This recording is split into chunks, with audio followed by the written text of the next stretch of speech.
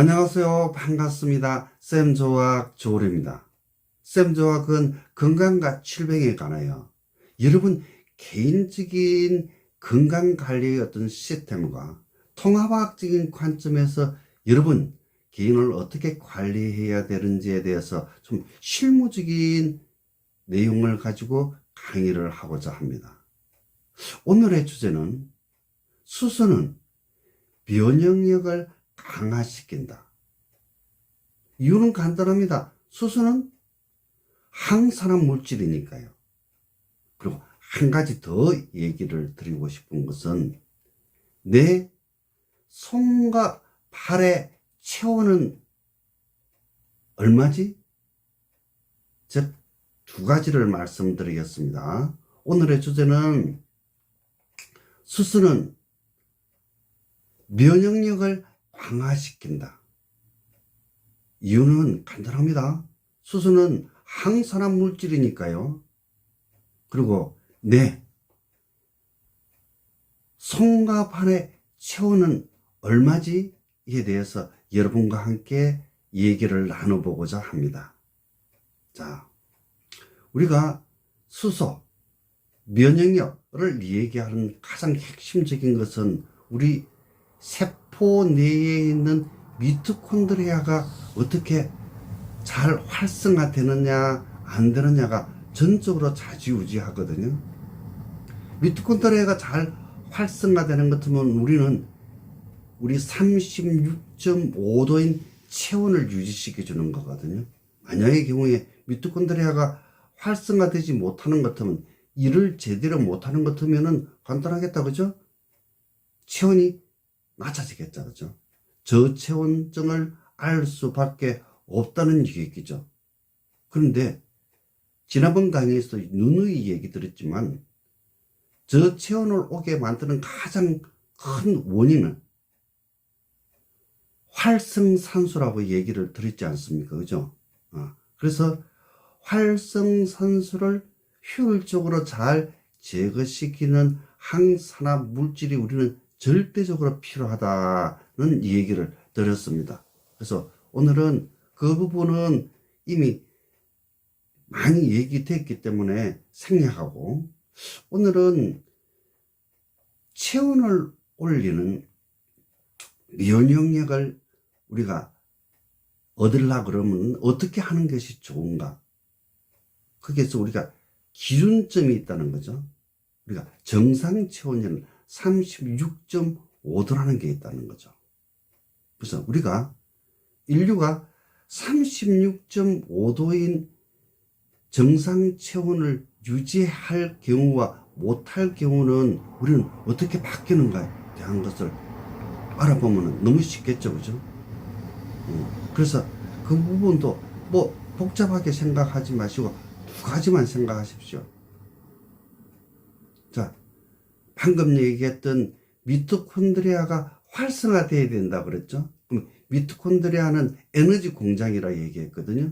그래서 미토콘드리아가 활성화돼야 되구나.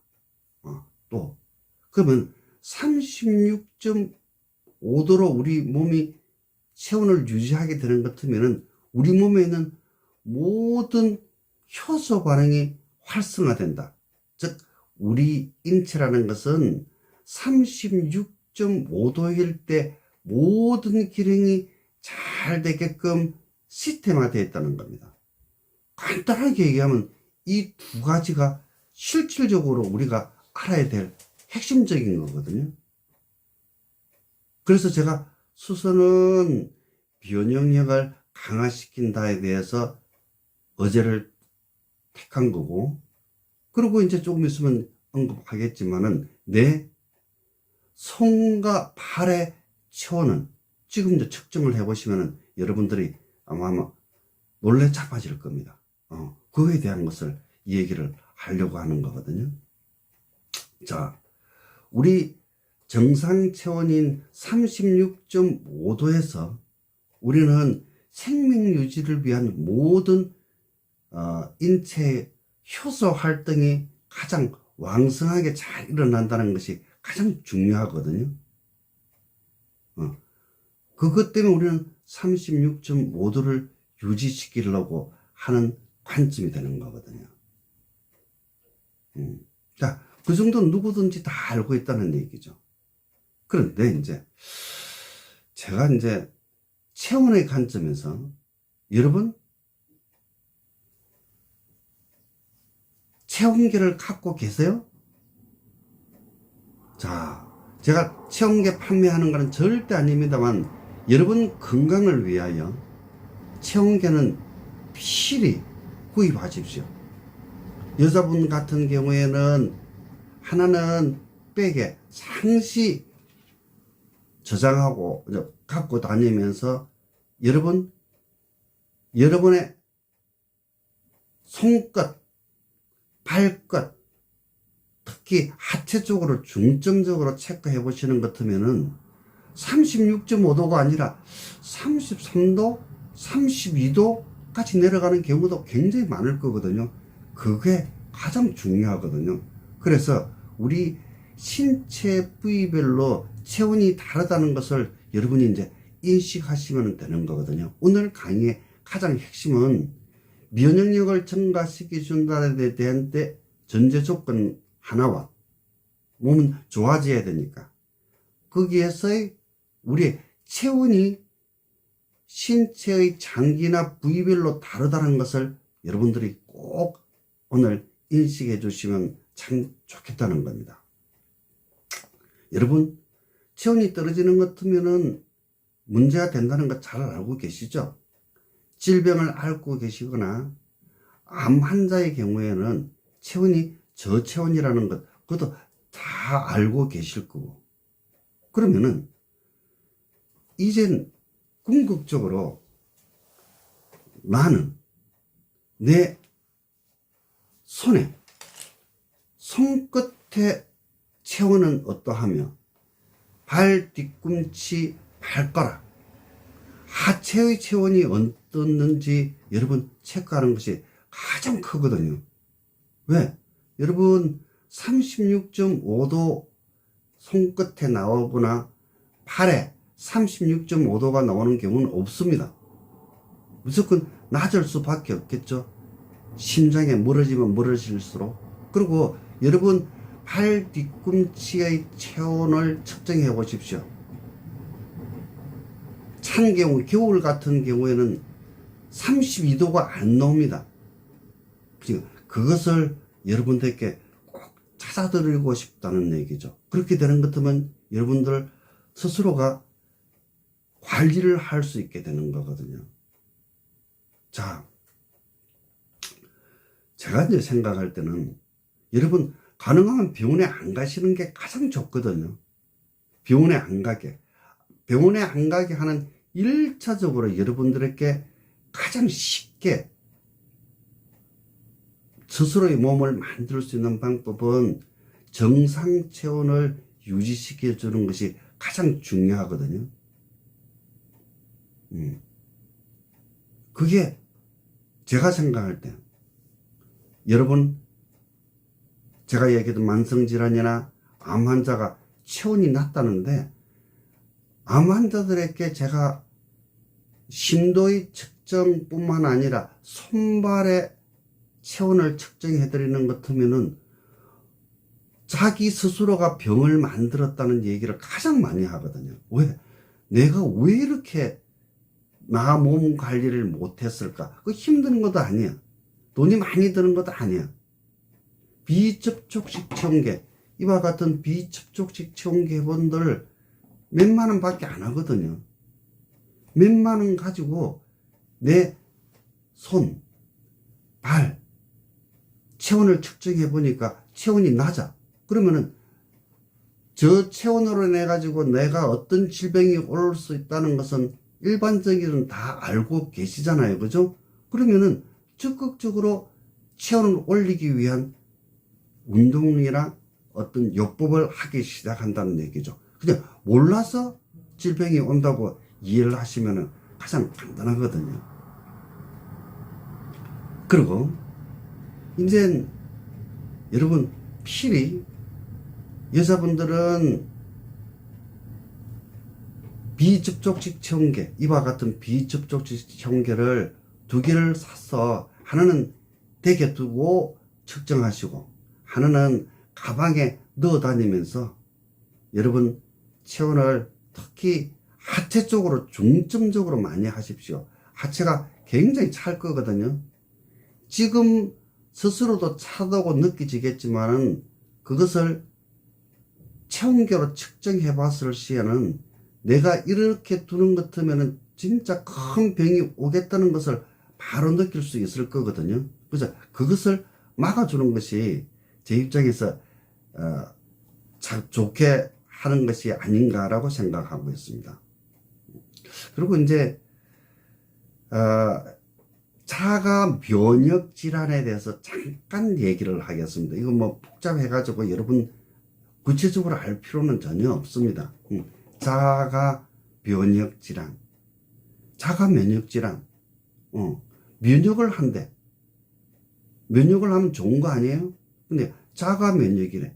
즉 나의 면역력이 나의 장기나 그리고 조직을 공격하는 거예요.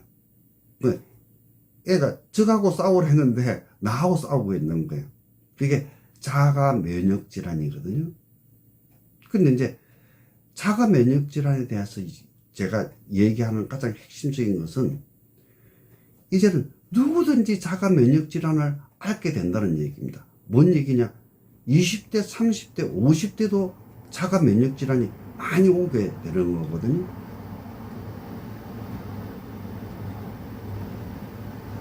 특히 여성들이 남성에 비해서 한 4배 정도 많이 발생을 하고 있거든요. 자가 면역 질환을 왜 얘기 안 하느냐고요? 여러분 인터넷 뒤져보십시오. 여러 수십 가지가 되거든요. 근데 제가 수십 가지를 나열할 수가 없거든요. 누구든지 오는 자가 면역 질환이 다를 수도 있기 때문에 그런 얘기를 하는 것은 좀 부담스럽다는 얘기입니다. 그러니까 나이나 성별이나 먹거리라든지 뭐 일반적으로 생활 여건, 사회적인 여건 그런 것도 뭐 고려할 요소는 되겠습니다만 제가 생각할 때 가장 큰 것은 우리가 정신적인 스트레스로 인해 가지고 우리 몸의 어떤 교감신경과 부교감신경의 어떤 교류에 새로운 문제로 인해서 문제가 되지 않냐는 학설하고 체내 독소 배출이 원만하게 못 되는 것이 가장 크지 않냐는 그 2가지 이론적으로 전 보고 있거든요. 자, 2가지 이론이라는 것은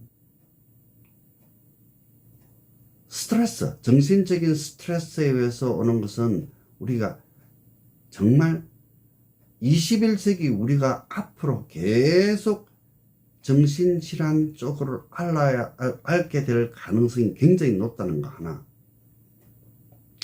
체내 독소 배출이 안 되는 것이 결국 우리의 암 발생률도 엄청 높이고 있고 자가 면역 질환도 일으키지 않느냐고 보는 것이 제 입장에서는 가장 설득력이 있다고 보고 있거든요. 그래서 그 2 문제를 자가 면역 질환 쪽으로 제가 얘기를 드리는 것이 설득력이 있겠다 하고 보는 거죠. 그래서 자가 면역 질환이라는 것은 나 몸을 방어하고 보호해야 될 면역 기능이 나의 장기나 조직을 공격하게 되는 거죠. 자기 자신을 공격한다는 의미입니다. 근데 그게 여성들이 남성에 비해서 한 4배 정도 많이 발생한다. 그리고 나이 들어서 오는 것이 아니라 퇴행성이나 만성질환이 아니라 젊은 사람들에게도 온다는 것이 가장 크기 때문에 제가 이와 같은 얘기를 드리는 것이 좋겠다고 저는 보고 있는 겁니다. 그런데 여기서 가장 큰 것은 면역력 이꼬르 결국 우리는 체온이거든요. 체온이 높아지는 것 같으면은 미토콘드리아가 활성화돼서 체온을 높인다고 얘기했죠. 그래 되는 것 같으면 면역력은 자동적으로 올라간다 했죠. 우리 정상 체온을 유지했을 경우는 우리 인체의 생명 유지를 위한 모든 효소 반응이 원활하게 된다는 그 전제 조건이라는 거죠. 네, 그런 것만 아시더라 할지라도 우리는 큰 문제를 해결할 수 있는 모티베이션, 우리가 동기부여는 충분히 된다는 얘기죠. 자, 그럼 역으로 얘기합니다. 여러분의 손과 팔의 체온을 지금 측정해 보십시오.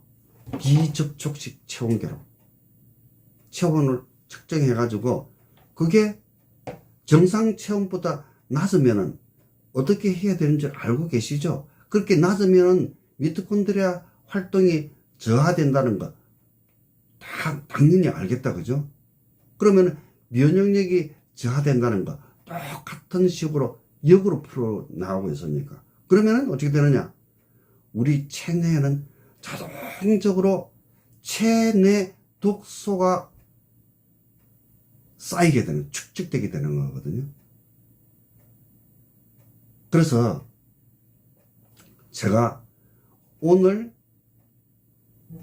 수소는 면역력을 증가시킨다. 이유는 수소는 항산화 물질이니까에 대해서 항산화 면역력에 대한 얘기를 했었고, 내 손과 발의 체온은 얼마입니까? 라고 여러분 스스로가 이제 체크를 해 보시라는 거죠. 왜? 여러분 체온이 계속 저체온으로 갔을 시에는 방금 얘기한 것과 같이 체내 독소가 축적되는 겁니다. 체내 독소가 축적되는 것 같으면은 앞으로 여러분들에게 발생할 수 있는 어떤 문제가 발생할 때 질병밖에 없겠죠. 네. 그와 같은 것을 이제 결론을 내은 겁니다. 그래서 저는 그렇습니다. 여러분이 생활 건강을 할 수 있어야 되거든요. 그리고 통합과학적인 건강 관리를 여러분 스스로가 시스템적으로 할 수 있어야 가장 이상적이라고 저는 생각하고 있습니다. 오늘 강의가 여러분 건강에 도움이 되었으면 구독, 좋아요, 알림 부탁합니다.